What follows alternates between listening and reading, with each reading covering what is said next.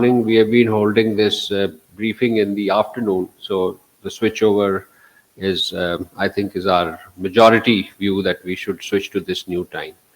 So thank you for gracing us with your presence, dear colleagues from the media. As usual, we begin with the roundup of the week's activity, and the highlight of the week was indeed the visit of the President of Indonesia on the invitation of our Prime Minister, Mr. Mohammad Shahbaz Sharif. President Prabowo Subianto undertook an official visit of Pakistan from 8th to 9th December.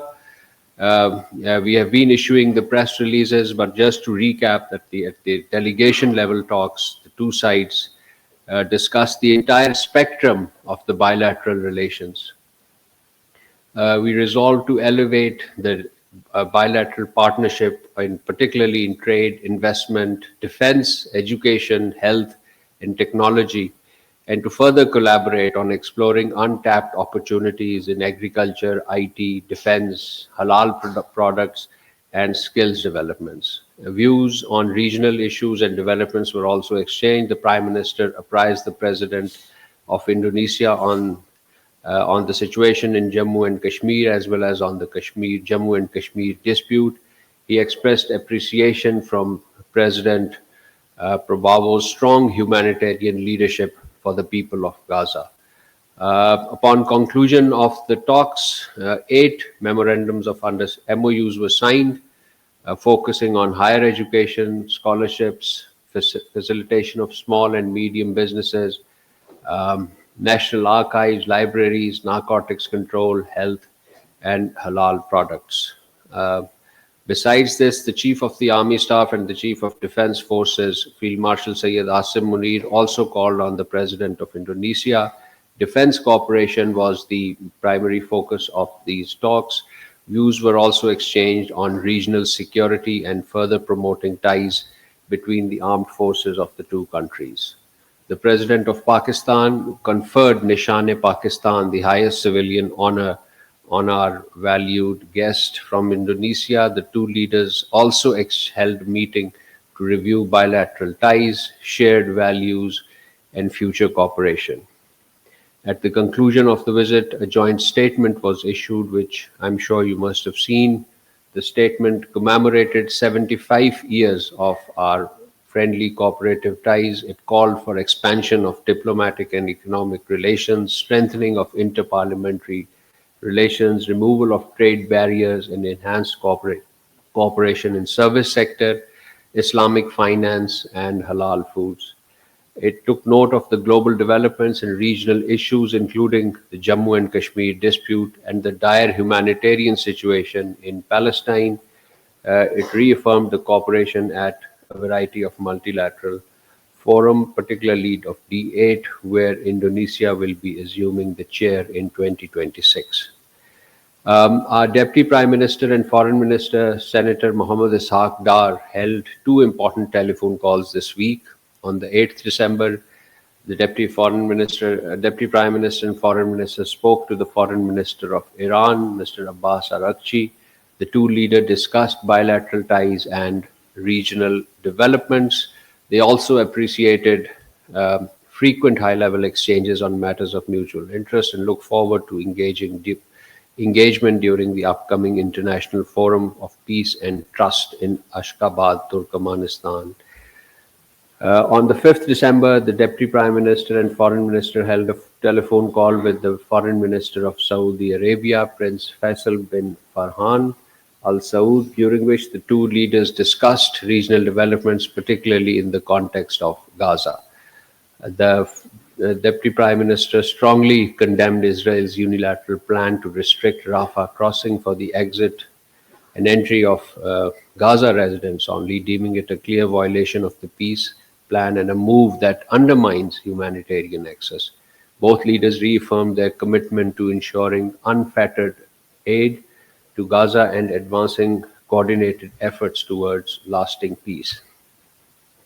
This week, the Indian External Affairs Minister made some remarks on an Indian news channel.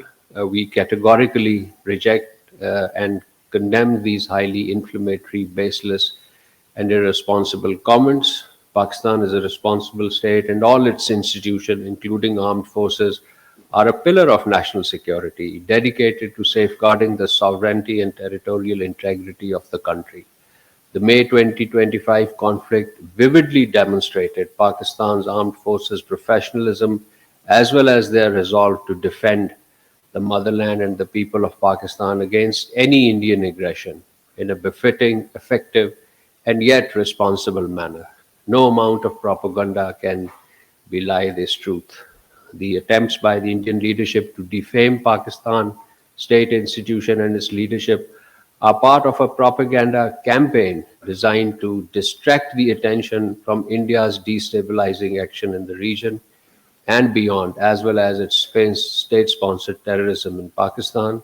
Such incendiary rhetoric emanating from New Delhi only exemplifies the extent of India's disregard for amity, peace, and stability in our region. Pakistan believes in coexistence, dialogue, and diplomacy. However, it stands firm and fully resolved and resolute in our intent and ability to safeguard our interest and national sovereignty. You must have seen, dear colleagues, that uh, uh, on the Israeli statement concerning the opening of Rafah crossing last week, the Deputy Prime Minister and Foreign Minister, along with the foreign ministers of Egypt, Jordan, the UAE, Indonesia, Turkey, Saudi Arabia, and Qatar, issued a joint statement expressing deep concern regarding Israeli statements about the opening of Rafah crossing in one direction with the aim of transferring residents of Gaza Strip into Arab Republic of Egypt. The ministers underscored that the minister underscored their absolute rejection of any attempt to expel the Palestinian people from their land and stressed the necessity of the full adherence of the plan proposed by the US President Donald Trump, including its provision on keeping the Rafah crossing open in both directions, ensuring the freedom of movement for the population, and refraining from compelling any resident of the Gaza Strip to create the right condition for them to stay on their land and participation in building their homeland within a comprehensive vision at restoring stability, improving their humanitarian condition. The minister underscored the need to fully sustain the ceasefire, alleviate the suffering of the civilians, and provide an unrestricted entry and exit of humanitarian assistance into the Gaza Strip, initiate early recovery of reconstruction efforts, and create conditions necessary for the Palestinian authorities to resume its responsibilities, thereby laying groundwork for a new phase of security and stability in the region.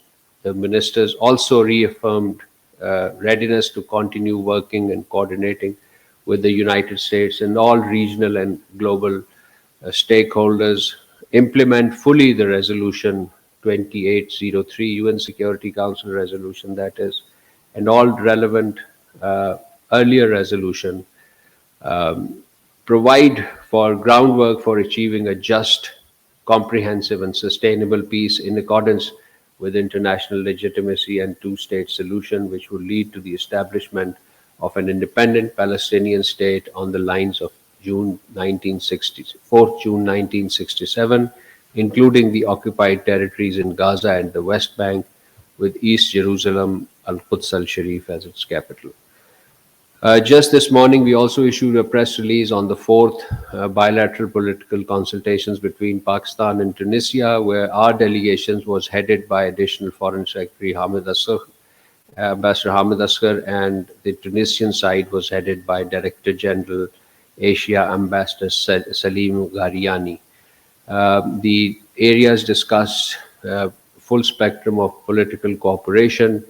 The two our heads of delegation discussed ways to deepen economic cooperation ahead of the 10th Joint Commission meeting between Pakistan and Tunisia, which is scheduled in 2026 in Islamabad. The delegates agreed to enhance coordination on multilateral organizations, particularly the UN and the OIC, and exchange regional and international views on regional and international developments, including the Middle East, Palestine, and North Africa.